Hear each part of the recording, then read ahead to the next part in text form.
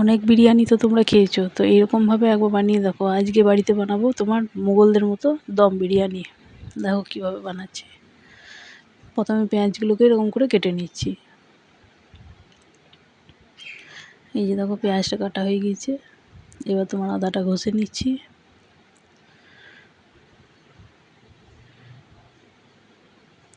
এবার রসুনটাও ঘষে নিচ্ছি। আদা রসুন একসঙ্গে ঘষে রেখে নিচ্ছি। তারপর খানিকটা পেঁয়াজ ঘষে নেবো। এই দম বিরিয়ানি একবার করে দেখো। অনেক তো বিরিয়ানি খেয়েছো, একবার বানিয়ে দেখো কেমন লাগে।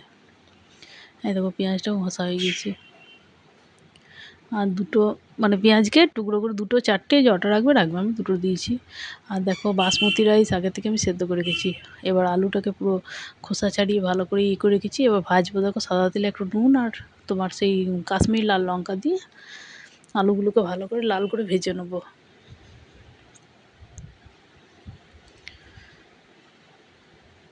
এই যে দেখো ভালো করে লাল করে ভেজে নেবো।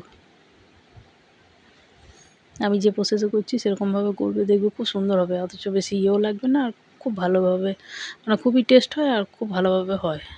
এরকমভাবে করে দেখো একবার। অনেক তো বানিয়েছো, এরকমভাবে একবার বানিয়ে দেখো। আর আগেই বলে দিই চারটি ভাত মানে এই যে বাসমতি রাইসটা চারটি তুলে রেখেছি, আগে সরিয়ে রেখেছি, কারণ ওটা আবার ওপরে লাগবে। মানে হাফ হাফ করে রাখতেও পারো বা 1/3ও করে রাখতে পারো। ওই কড়াইটাতেই আবার সাদা তেল দিয়ে দিলাম, কারণ এবার বেরেস্তাটা করতে হবে। বেরেস্তাটা করার জন্য পেঁয়াজটাকে লাল করে ভেজে নিতে হবে, ওইটাই বেরেস্তা। এই যে দেখো সব আমি ওখানে দিয়ে দিচ্ছি। প্রথমে আলুগুলো দিয়ে দিয়েছি, তারপর এটা দিলাম, এটা দিচ্ছি তোমার বাটার গরম করে দিয়ে দিয়েছি।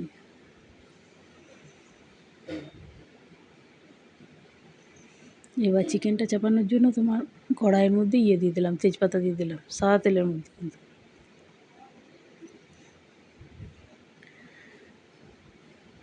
বাটারটা যেটা আগে দিলাম সেটা বাটার দিলাম, কিন্তু বাটিতে করে বিরিয়ানির মধ্যে। এবার দেখো এখানে পেঁয়াজ দিয়ে দিয়েছি। পেঁয়াজটা একটু হালকা একটু ইয়ে হওয়ার পরে রসুন আর আদা আর পেঁয়াজ বাটাটা একসঙ্গে ঘষা আছে না, সেগুলো দিয়ে দিলাম। আর দেখো ওই যে গোটা যে পেঁয়াজ টুকরোগুলো রেখেছিলাম সেগুলোও দিয়ে দিলাম। এবার নুন দিয়ে দিচ্ছি। এটা হচ্ছে জিরে গুঁড়ো, এটা হলুদ, এটা কাশ্মীরি লাল লঙ্কা গুঁড়ো, এটা হচ্ছে জিরে গুঁড়ো, এই ধনে গুঁড়ো,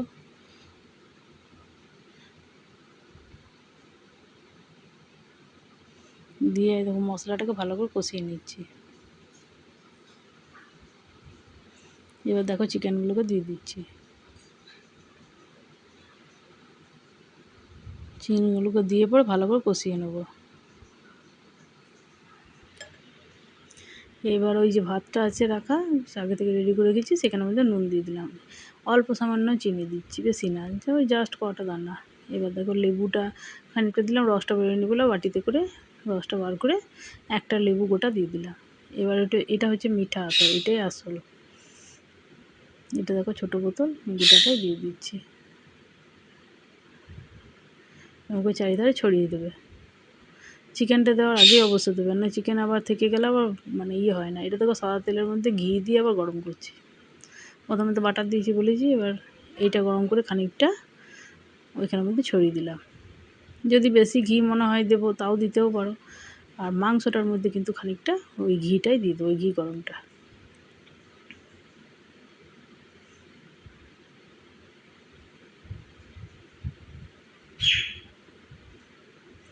দিয়ে এমনি করে ভালো করে কষিয়ে নেবো মাংসটাকে, যতক্ষণ অবধি না তেল ছেড়ে আসছে।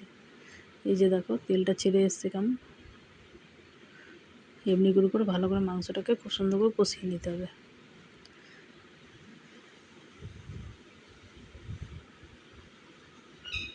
দম বিরিয়ানি করতে একটু টাইম লাগে এরকম করে। আগেকার দিনে রাজারা এরকমভাবে, মোগলরা তারা এরকমভাবে করতো। এটা দেখো চিকেন মশলা দিলাম, এরকমভাবে ওরা দম বিরিয়ানি বানাতো।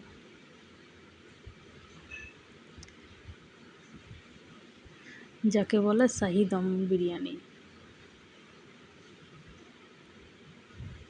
এবার দিচ্ছি মানে শেষ টাইম যখন, তখন দেবে টমেটো কেচাপটা।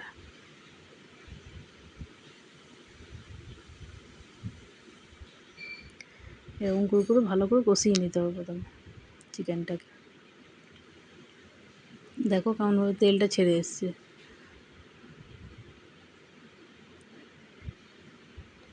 খুব ইজিভাবে হয়, অথচ খুব টেস্টি।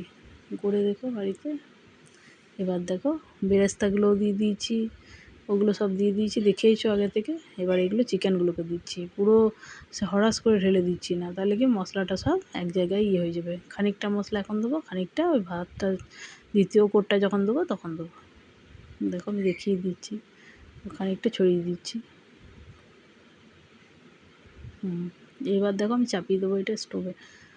আমার তো গ্যাসে হয় না, তাই মানে ঠেকাঠেকির ব্যাপার আছে, আমাকে স্টোভে করতে হয় বা উনুনে করতে হবে। এবার দেখো বাকি ভাতটা যে অবশিষ্ট ছিল সেটা আমি ওখানে দিয়ে দিচ্ছি।